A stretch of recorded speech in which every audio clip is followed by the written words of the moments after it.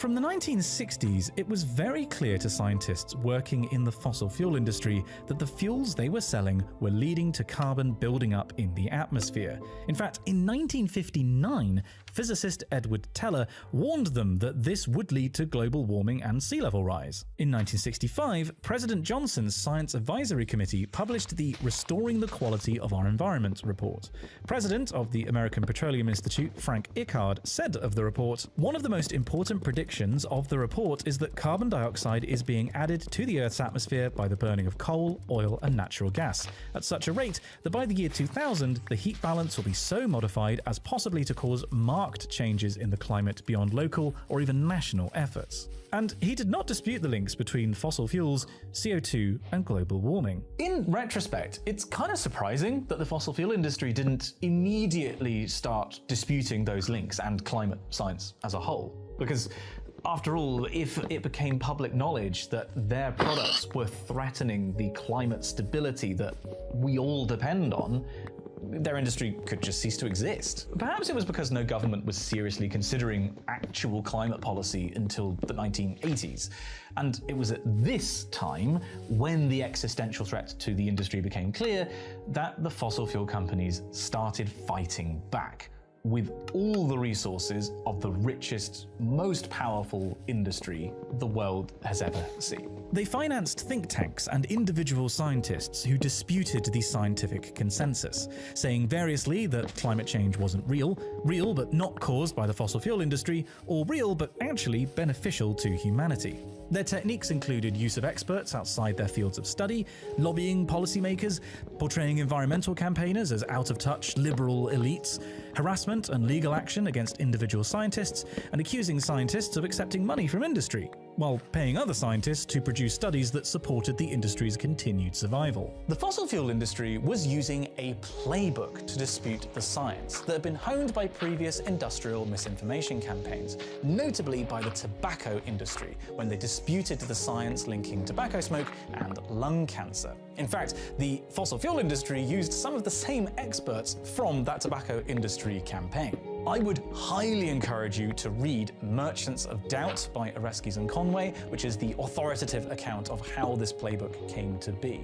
Though for more recent reporting, you can also read the Union of Concerned Scientists' Climate Deception Dossiers, or most recently, Barbara Fries's Industrial Strength Denial. The result was that from the 1980s, the climate information landscape became a battleground.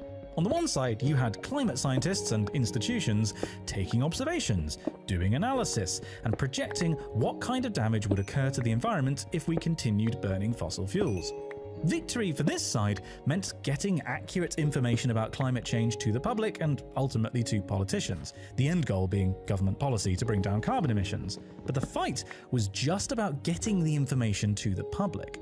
Of course, on the other side of this battlefield, you had the fossil fuel industry and their various proxies who agreed on the fundamental science and that serious environmental damage would occur if we kept burning fossil fuels. But based on valuing profit, and in the case of many of their proxies, a lack of government oversight, they fought to keep the public and politicians confused about and distrustful of climate science. And in the 1980s and 90s and 2000s, they were successful. The consensus on climate change was muddied, the public unconvinced. Of course, later we had breakthroughs like the Paris Agreement and the Inflation Reduction Act in the USA and the Climate Change Act in the UK. And you could be forgiven for thinking that, well, the war for climate information has been won by the scientists. The public now hears the scientific consensus. But while the scientists have definitely had the upper hand in the information war for the past couple of years, if you think that campaign groups, partly financed by the fossil fuel industry and partly by those just ideologically opposed to regulations on businesses, are a thing of the past, you would be sadly mistaken. Groups like the Heartland Institute and CFACT are very much still around and very vocal, still trying to convince people that the basic science around climate change is unfounded and untrustworthy and definitely not something to base government policy on. And you know what those two groups that I mentioned both have in common? They've both cited or reprinted Climate Cosmos content. Which I think is quite funny because it maybe shows the editorial integrity of the anti-climate groups. Their work is supporting anti-climate voices in their own push. The AI-generated content of Climate Cosmos has provided fuel to the targeted misinformation campaigns against climate action. These articles are reinforcements in the renewed fight against accurate information about the climate. Which raises the possibility that this is what the people behind Climate Cosmos wanted to do all along. Astroturfing, that is giving the impression of grassroots activism, but it's actually all artificial, dissent within the climate movement. Now, as part of the article that Joey wrote about this investigation, which is linked below, by the way, he reached out to the 3 people he could confirm were actually real and not AI generated, associated with the site. And this is what Matthias Binder, director of Climate Cosmos, had to say. We have no interest in publishing or amplifying misinformation. The articles you referenced were taken offline as part of our ongoing quality review, and we are tightening our internal checks to ensure every author biography, citation, and data point is fully verifiable before publication. And indeed, all the articles that we've referenced so far in this video are only accessible through the Wayback Machine. After Joey reached out to Climate Cosmos, all of their climate content and the content from its sister sites disappeared from MSN. Which you might take to mean that they've learned their lesson and will now be more careful in their use of AI. But since Joey reached out to them, they have posted more articles in the same vein, such as this one, highlighting the views of repeatedly disproven climate skeptics Richard Lindzen and John Christie, and they now have a YouTube channel. Hopefully I don't need to tell you that this is also AI slop. I mean, just look at how frequently they're releasing videos and everything. As it stands, we really don't know what the motivations behind Climate Cosmos are. The best clue we have is looking at one of the other definitely real people involved, Jan Otter. Otter, who owns a third of the business, has repeatedly posted on social media about the role of AI agents in generating wealth and has reposted political content, including from Elon Musk. He also boasts on his LinkedIn page about the watch time and views received by his various publications. As far as we can tell, he doesn't have a strong stance on climate action one way or another. Which leads me to believe that the people behind Climate Cosmos are not anti-science, climate misinformation activists, but tech bros trying to make money with AI. And how harmful can that be? What the arrival of LLMs has done is it's made the cost of producing low quality explainer content without interview partners and without proper fact checking. That's very easy now. What's telling, I think, about the point we're at now is at least we can tell this stuff is AI generated for the moment. But imagine this situation in 5 or 10 years time when someone who works for chatbot companies watch this video even or taken on board our feedback. Then I think we might be in real trouble when it comes to climate integrity and making sure that the information that people read about climate change is fact-checked and legitimate and accurate. It does not bode well for the future of journalism. Climate Cosmos is not alone. There are increasing examples of AI-generated content within the climate information space, being used both by those explicitly opposed to climate action and those who are just seeking to profit from advertising revenue on sensationalist articles that get clicks because climate change is a hot topic. No pun intended. Climate Cosmos may seem harmless enough, but what they are doing is, to quote Steve Bannon, flooding the zone, just pumping out content, making it harder for the public to find accurate information about climate change written by experts. Intention doesn't matter. The zone is being flooded with this mediocre, confusing, not fact-checked content, and that does crowd out good, accurate climate content like that from Carbon Brief or any of the thousands of good pieces of climate science and journalism that are being done all the time. And this problem is only going to get much worse. Not just because AI content can be churned out much faster than expert-driven, fact-checked content, but because of the influence of AI-generated content on the next generation of generative AI tools. You see, the way that AI tools are trained is through parsing vast amounts of data and recognizing patterns in it. In the case of a large language model, that means being fed a lot of text. And historically, that has come from books, transcripts of videos, and of course, websites, not all of which were stolen for this purpose. But as the training data sets used to create new large language models get larger and larger, AI companies are facing the possibility of running out of new data to steal. And this paper from Nature estimates that this could happen as soon as 2028. To get around this, companies are increasingly training their new AI tools on data that was previously generated by an AI tool. Combined with the fact that high-quality training data, such as from academic journals or rigorous reporting, is often behind a paywall or is on a website that has a robots.txt file that blocks AI crawlers, the training data used to create next-generation models is increasingly formed of low-quality, SEO-optimized, and often AI-generated content. And this generates a feedback loop where misinformation can be amplified and become the mainstream.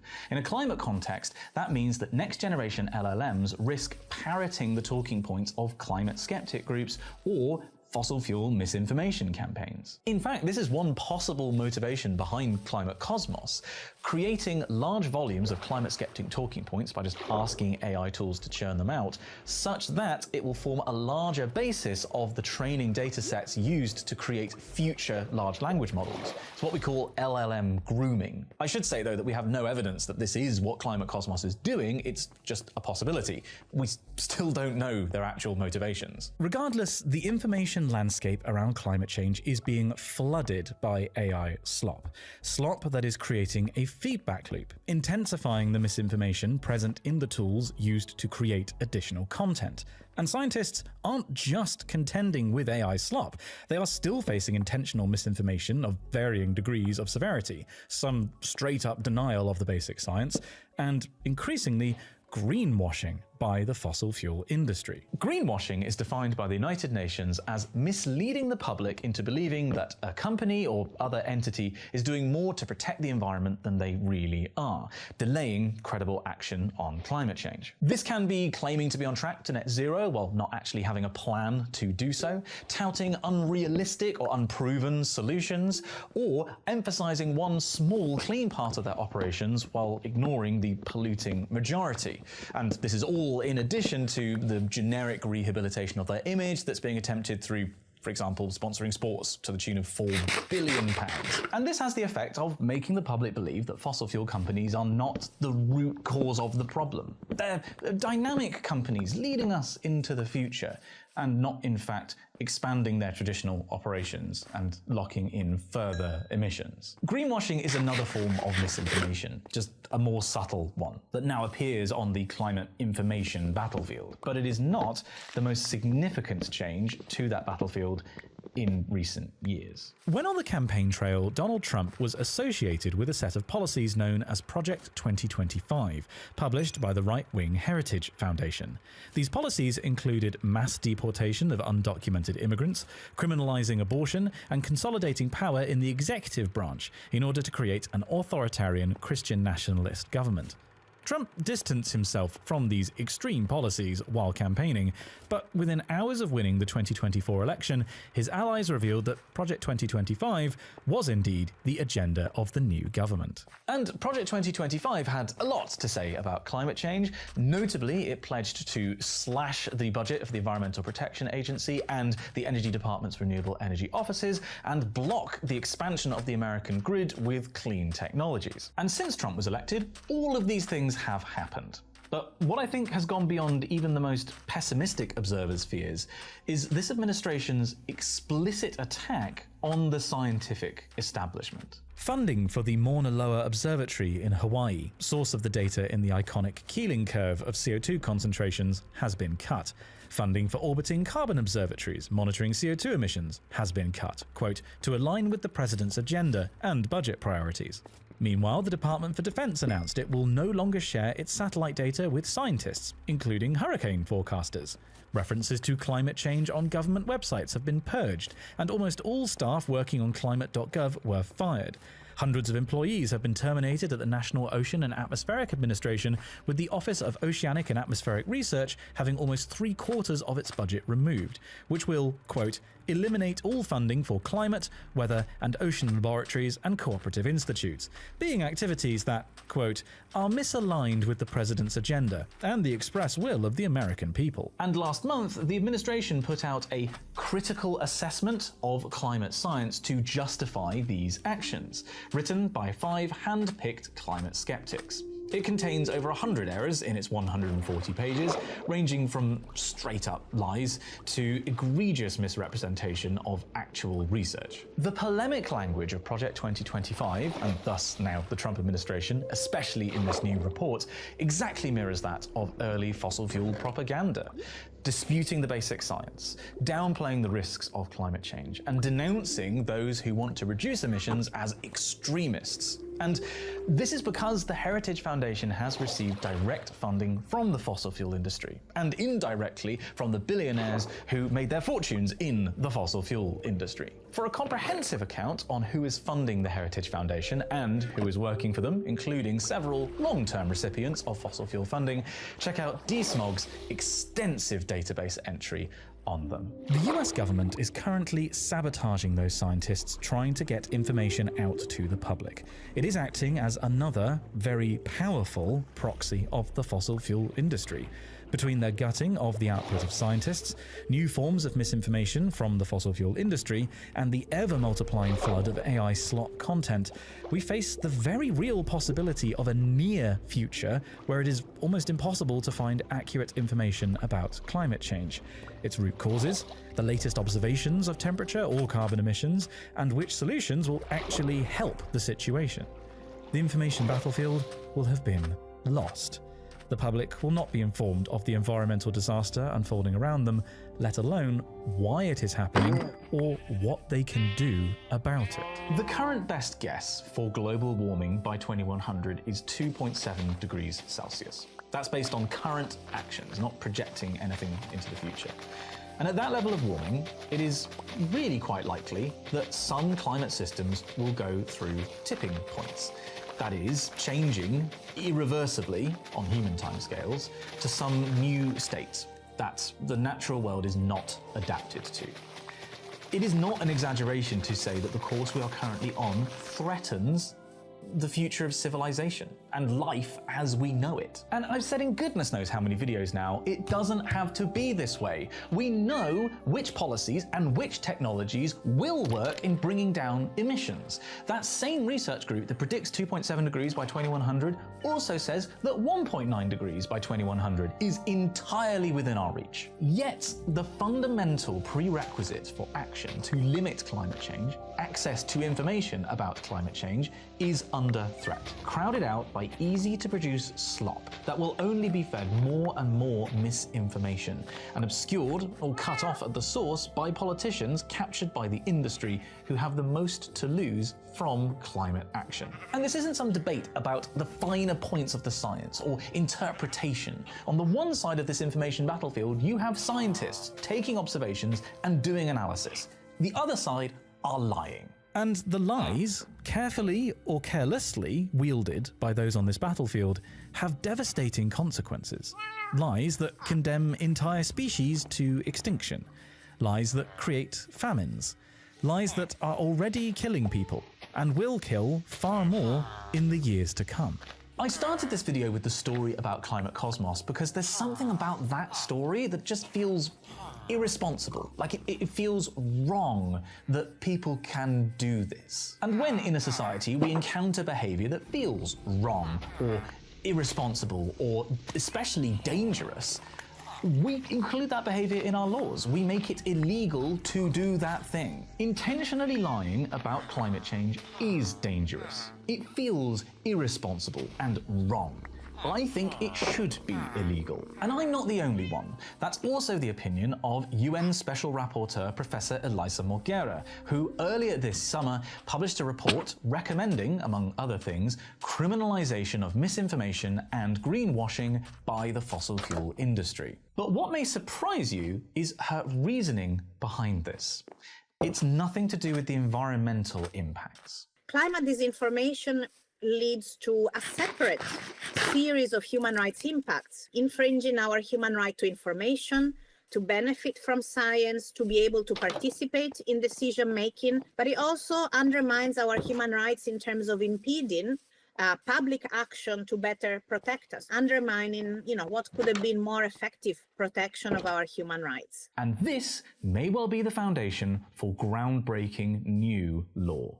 By the way, if you're enjoying this video, maybe enjoying is the wrong word, please consider supporting me on patreon.com/SimonOxFizz. Patreon is my largest revenue stream and ensures I can pay my bills each month, including paying talented artists to work with me while bringing out these videos. In exchange for as little as £3 a month, you get early access to my videos, exclusive content every month, you've been watching a bit of my monthly behind-the-scenes vlog, and at higher tiers can vote on video topics for me to cover, as well as getting your name in each video. Thank you so much to all my patrons, and a special thank you to Leander Bauman, Tiger Toomey, and Adam Scott. And now,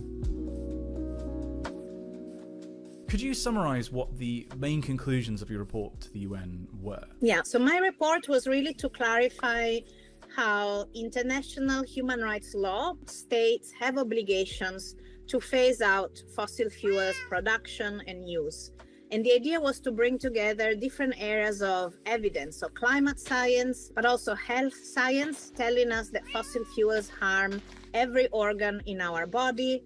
Also looking at how plastics, which is a product related to fossil fuels, also harm us in so many ways across generations. And the key clarifications in the report is that states must, in different timelines, phase out fossil fuels as an obligation to protect our human rights. And finally, defossilize knowledge. So really tackle both the causes and the results of those decades of climate disinformation, because that in itself impedes progress at the pace we need to prevent even more catastrophic impacts of climate change on our lives and well-being. Legal challenges to stop climate change have historically not been terribly successful.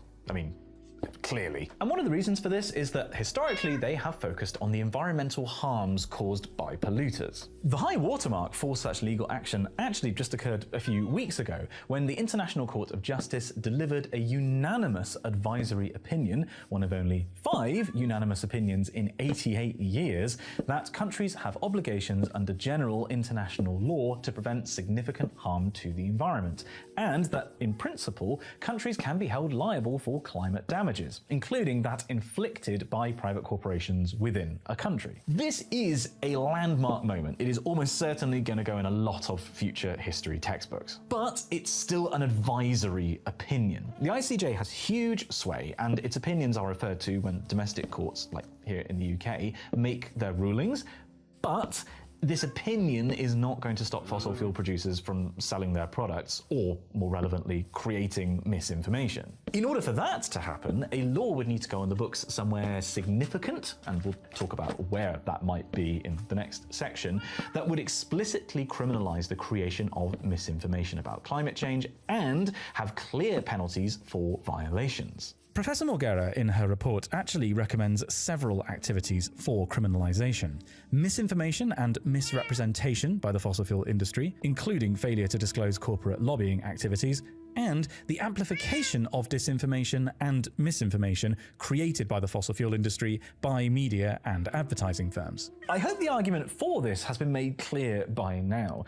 Climate misinformation produces clear and demonstrable harms both to the environment and to us and our human rights. But the obvious counter-argument is, what about my freedom of speech? Why can't I say what I want even though I know that something is inaccurate? It is essential to protect freedom of speech, and in all my work I've always mentioned how important it is to have as open conversations as possible. Now the question here is different if this is a conduct that's been repeated and that over time has led to the protection of a vested interest, which is intrinsically opposite to the protection of a public good. Climate change has been recognized as structural violence against children, for instance, by the UN Committee on Children's Rights. And incitation to violence is, for instance, one of the very few exceptions that has been recognized through freedom of expression. I think there's two things to highlight here that Professor Morgera said. Firstly, this is not a law that is criminalizing ignorance about climate change. Like, just saying something wrong wouldn't break this hypothetical law. We're talking about a law that's quite explicitly targeting the fossil fuel industry that has a long history of acting against the public good. And secondly, by basing the argument for this law on human rights violations rather than environmental harm, you have strong precedent to build on. Other cases where structural harms to a group's human rights have been criminalized. In a way, this proposed law would be no different to a law requiring an industry, like any industry, to act in a way that doesn't cause human rights violations. Compare it to another example of structural harms against human rights: modern slavery. There is no universal definition of modern slavery, but it fundamentally comes down to a person being controlled by another person through threat of force, something that sadly still applies to tens of millions of people around the world. A person in slavery is clearly having their human rights infringed upon, and a person who is keeping people in slavery, whether that's through inflicting violence or human trafficking, is clearly liable for those harms. But so too is any company that profits from the labor those enslaved people perform. For example, fishermen in places like Thailand are often trafficked and forced to work on boats for up to years at a time under the threat of violence. 59% of trafficked migrants who were interviewed in Thailand by the Environmental Justice Foundation reported witnessing the murder of a fellow worker. 59%. And obviously, the people inflicting that violence are liable for human rights abuses.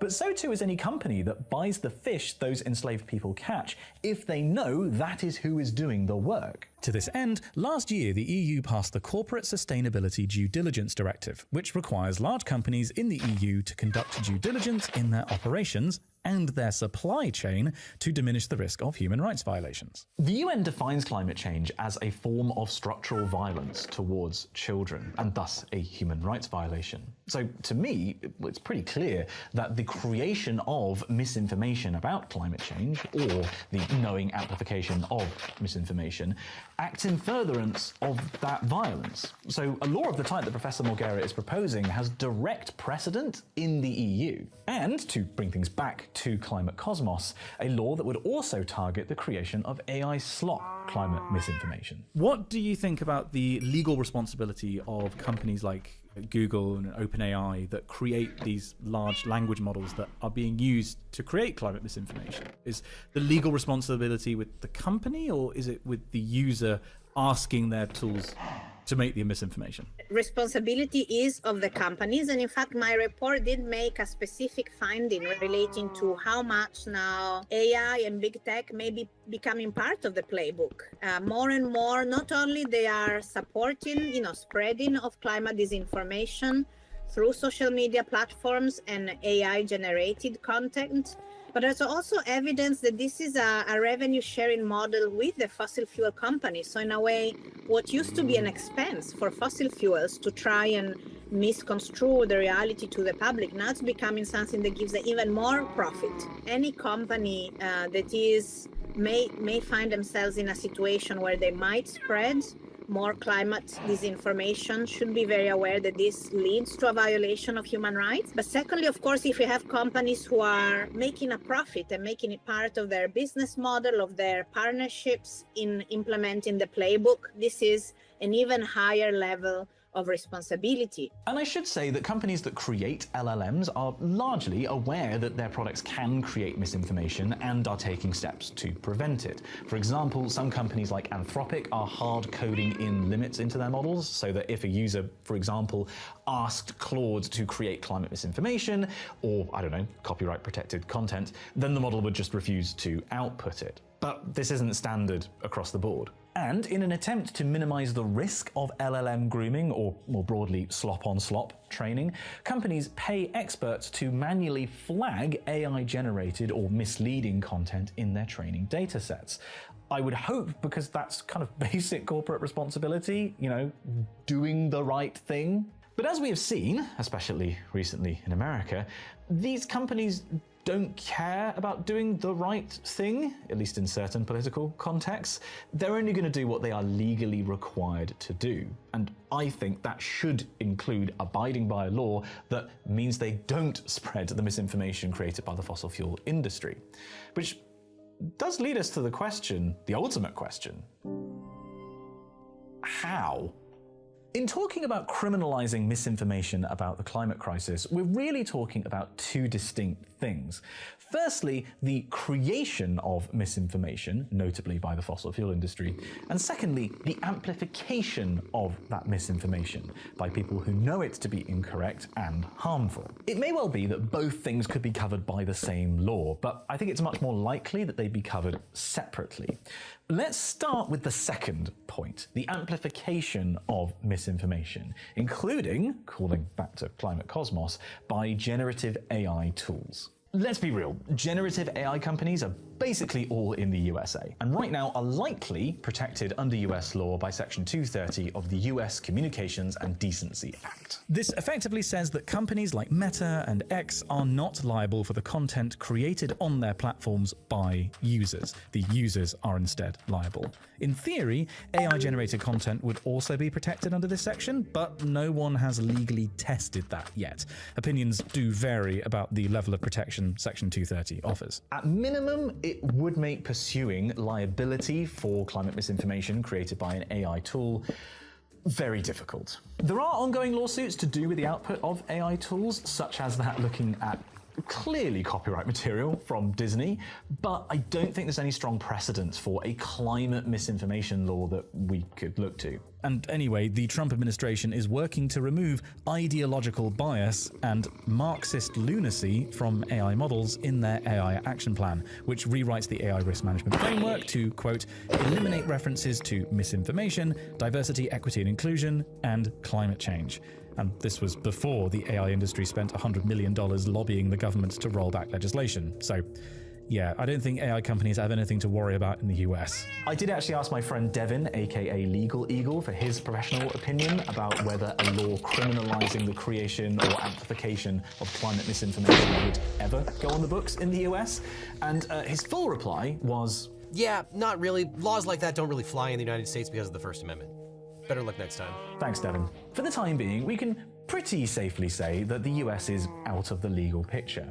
But there's very much still hope with option 2, or should I say, duh. The Brussels effect refers to the process of regulations from the European Union having impacts far beyond Europe's borders. Europe is a huge market, and it is often the case that it's cheaper for global companies to simply comply with European law everywhere rather than just in Europe. Perhaps the most famous example of this is the charging port on iPhones. In 2022, the European Parliament passed a directive that required many consumer electronics to use USB-C as their charging port by 2024, the idea being that new devices didn't need to come with new chargers, and so electronic waste would be minimized. Apple had up until this point used a custom charging port on iPhones, but in order to comply with the new law, updated their designs to include USB-C charging from the Como iPhone. felicidades última vez por esta victoria, te gustaría decirle algo y dedicarle algo a los fans que...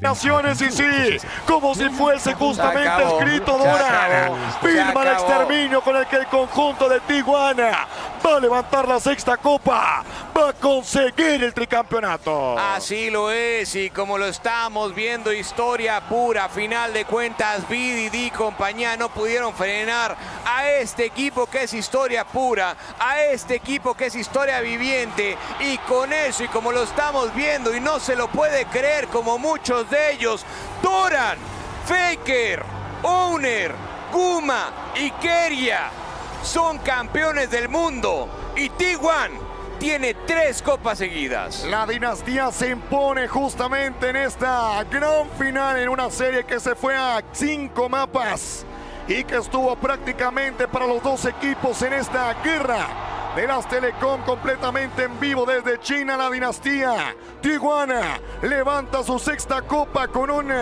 KT가 워낙 또 오늘 잘하는 모습을 많이 보여줘가지고 좋은 경기를 했다는 게 중요하고, 우승을 저희가 하기는 했지만 같이 경기해준 KT한테 저는 더 좀 그리고 KT가 워낙 또 오늘 잘하는 모습을 많이 보여줘가지고 좋은 경기를 했다는 게 중요하고 뭐 우승을 저희가 하기는 했지만 같이 경기해준 KT한테 저는 더 좀 감사함을 보내고 싶습니다.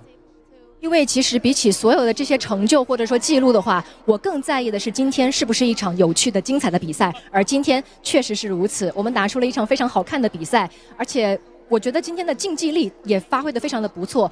同时，今天的对手 KT 也打出了很漂亮的一个竞技面貌。那作为对手来讲，我也非常想跟作为对手的 KT 说一句：谢谢你们，我们共同呈现了一场精彩绝伦的决赛，再次感谢。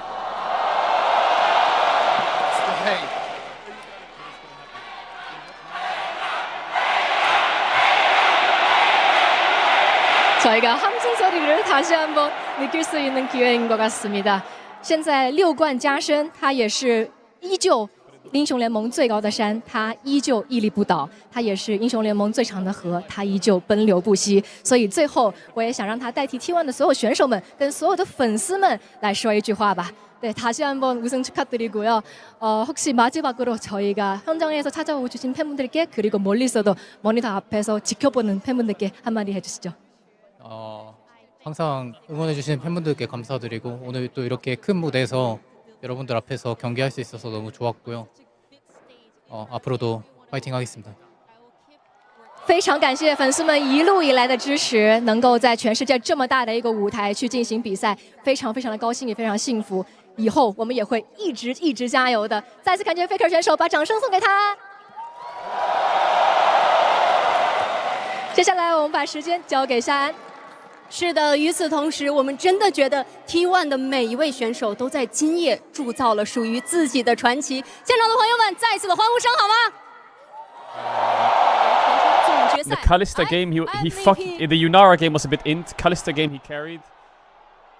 MF game he carried. I don't remember game 1 and 2. What was game 1? He played against Ezreal.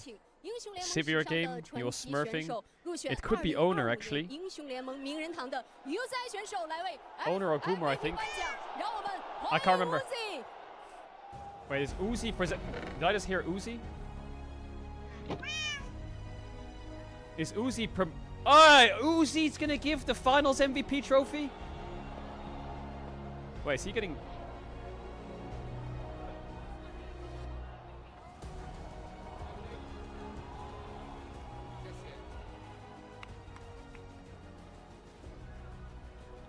Who is it? It must be Owner or Guma, right?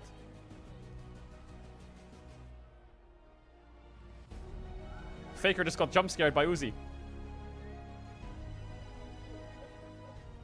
好的，欢迎 UZI。那其实也确实是非常精彩，并且 Faker was like, wait, what the fuck? There's an Uzi there? 一场精彩绝伦的决赛，而且 It's crazy that these boys OFG came and they're so imbalanced. 观赛了嘛？看完之后有什么想说的？ 真的，今天真的打出了一场非常精彩的比赛，然后恭喜你们，恭喜 T1 夺冠。是的，那接下来 UZI 也要为我们揭晓本届 OPPO FMVP 的归属，而这位选手也是由全球的专家评审团 DOFGK, yeah, but the four-man is like... UZI 接下来把时间 The 交给你， four-man's 为我 run 们大 is 声的宣布 crazy. 本届2025年全球总决赛 OPPO FMVP 的人选。OK， Guma Yushi。 Guma Yushi? Oh, the Yunara game was a bit bad, but the other games were insane. MF game complete carry, Sivir game demon, Kalista game demon. From being benched in spring or winter to winning finals MVP of Worlds and playing Kai'Sa in a match point elimination against AL and winning.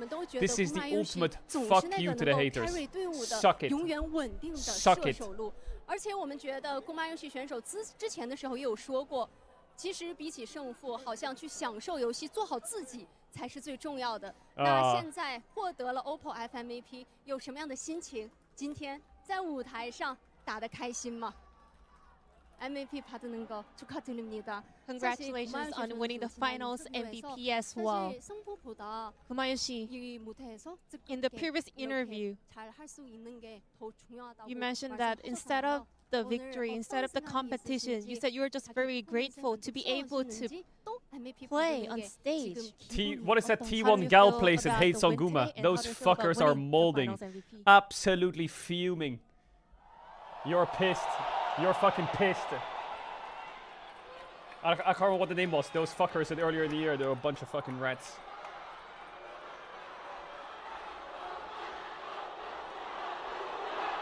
Los Ratones jersey! Mom! Hey! 일단은 너무 꿈만 같고요. 오늘 이렇게 파임 받을 수 있을 거라고 생각 못 했는데 파임에 선정해 주셔서 너무 감사드리고 사실 올해는 저에게 되게 힘든 해였습니다. 항상 이제 증명의 아이콘으로 매 해마다 증명을 했었는데 이번에 증명이 좀 다른 점이 있다면은 제 자신에게 저를 증명하는 한 해였다고 생각을 하거든요. 증명의 아이콘으로 매 해마다 그래가지고 지금은 저에게 증명해냈고 제가 세계 최고 원딜이라고 생각합니다. Is he gonna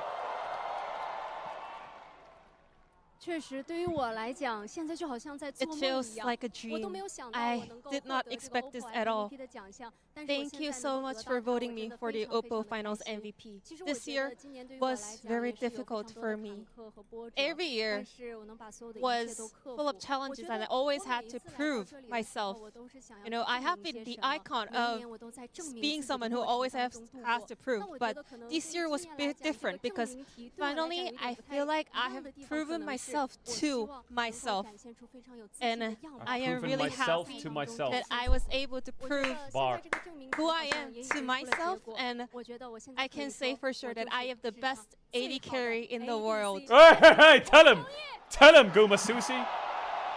Hey, hey, yo, hey, yo! 当然了，现在这个瞬间，你的队友们也在你的身边一起见证着这个时刻，而所有的粉丝们，他们刚才也是高声呼喊着你的名字，为你应援。你有非常多的家人朋友都在一路见证着你的成长。在此时此刻，有没有什么话想要对一直支持你的所有人说的呢？ 사실 지금 함께 있는 팀원도 앞에 있어서 또 바로 In 이렇게 fact, 많은 팬분들이 you are surrounded by your teammates 응원하고 있는 and 팬분들이 fans 있었는데 who have supported 혹시 you all along. 친구들과 함께 그리고 Is there 가족, anything 그리고 you would like to 팬분들께 say to 하고 those 싶은 who 말씀 have shown you so 있으신지 much love? 궁금합니다. To your family, to your friends, to your fans? 일단 아까 올해가 되게 힘든 한 해라 했었는데 팬분들의 응원이 없었으면은 좀 버티기 힘들었던 그런 한 해였던 것 같고 저를 끝까지 응원해 주시는 모든 팬분들 그리고 지인들, 가족들 그리고 함께 해준 팀원들에게 너무 감사한 마음 전하고 싶고 또 마지막으로는 하나님께 감사와 영광 돌리고 싶습니다. I heard thank you a lot. 其实就像我刚才提到的，我觉得今年对于我来讲有着非常多无比艰难的时刻。 I have mentioned that this year was very difficult to me, and had I not had the support coming from my fans, I believe I would not have been able to make it all the way to here. So I am very, very grateful for your support. Thank you to all my fans who have been showing so much love and support until the very end, and also my friends and family and my teammates. I am very, very thankful. And lastly, I would like to say I am very grateful to God for this opportunity. W God. Shout out to God. 네, 트로피를 다시 한번 들어 올리세요. 再次的恭喜他们。与此同时，也让我们再一次的感谢本次全球总决赛所有的参赛战队，所有台前幕后的工作人员，当然也要感谢所有线上线下热爱英雄联盟的每一个你。成都的朋友们，最后一次，让我们汇聚所有的能量与热情，让我们把所有的掌声和欢呼声送给2025年全球总决赛冠军战队 T1。 What a year of League, man. What a blessing of a year. MSI banged. Worlds banged. Absolutely incredible, but they have done League it is again. the fucking three-peat greatest has esports. been completed, and Faker has No lifted shot. Fakers his lifted 6 fucking titles. World Championship trophy, the Summoners Cup as we see it there. The design returned to the 3 one in he a row. knows and loves so much from the first time he wanted to go for the three-peat. But now, It's been a long finally year. getting that honor It's for been him, thousands of Emily, and the hours of rest games, but T1. bro, every single Yeah, moment and was you fucking can tell how much magical, it means man. to all of these T1 members, right? We talked about their struggles domestically. Next year, IG got it, I think. about They how do. impressive Yo, it is Yasuo with that the Faker fucking keeps what? reinventing himself 100 to end gift. up Yo. right here, Yo. lifting the Summoner's Cup. And I don't think Thank you anything for the 100 gifted. encapsulates You're this fucking as much crazy. as Doran's emotion. Yeah. As he You're was nuts. I appreciate that a ton. trophy, Azale. I mean, it's just incredible IG to see, drops you a know, world Doran trophy next time. has had this career that has been defined by some of these missteps. I think he had a Is fantastic T1 better than series here SKT today T1? overall. Yeah, 100%. Really earned that Surely, world right? Look at their championship. fucking run, and man. for everyone else, yeah, they were already world champions, but now they have Semis, done the finals, three-peat. finals, No finals, one had finals. done What that the fuck? in the history of Hey! League of Legends. To me, it is point blank period the greatest roster we have seen in League's history. Absolutely, and you could also tell how Zed much is that MVP best trophy roster meant in to League Gumi. history, Yeah, 100%. right? He cited Surely, his right? struggles this year in the first part of the year, substituted out for Smash, came back, wins like MVP of Worlds Finals and his third Summoners Cup. Are you kidding me? It's That's crazy. amazing. It's even crazier because I think we saw the arc within this series. He was struggling with himself just a little. Those moments where he's usually so on point, it didn't quite work out. But Game 5 is all that matters. I mean, he showed up when it mattered most. Dom and I looking loved good, you what know? he said, He's that looking good. This is the year he finally proved himself to himself. Yeah. And to me, I think there's nothing better than that. And what a special moment. Not only does he win the Finals MVP, but to have a legendary AD carry being the one presenting that to you, Look at Paul. I think just makes it He's even looking good. cooler. Uzi's Hey, the one up I there think on he can stage to rock get it that done. shit. Thanks, Lavin. I have also a special note if you're still watching. We will, hopefully, we gotta ask, we'll get Faker to come to the desk to give a goodbye, and we will give him a congratulations, of course, from the English feed as well, which should be absolutely amazing. But, I mean, let's talk about him for just a Chat, second. the I'm League not gonna Award do nominations that should be exactly out in the same way tomorrow. if he does come, but he is so inspirational. We're going to be doing the It League really Awards. is All the unbelievable. teams are going to be there. A lot T1's of going to be there. careers G2's going to be fall there. flat when Casey's they going to be hit there, the hopefully. first hurdle. A lot of Everyone's going to be careers there. fall flat when they have Hopefully we can make the even League a Awards a special percentage show. of the disappointment that he has lived If you ever want to in vote some for of the nominations, hit points in his theleagueawards.com. career. The nominations Notably, are right coming here out in soon. China in This is wrong. 2017, The website's almost where finished. we saw The him nominations just will being come out completely downtrodden about that. very Again, soon. in 2022, when he was trying to get back on the I might docket be and win a shaving world my head championship again, at the League knocked Awards. down, I need to check but if it's he always doable. gets back If up, not, right? we'll It's just when we get home. crazy, Emily, and Right it's now, I'm in just- Japan in an internet cafe. I don't have a razor, so it's either a go home and do it and angle, whenever I hear him speak, he is just.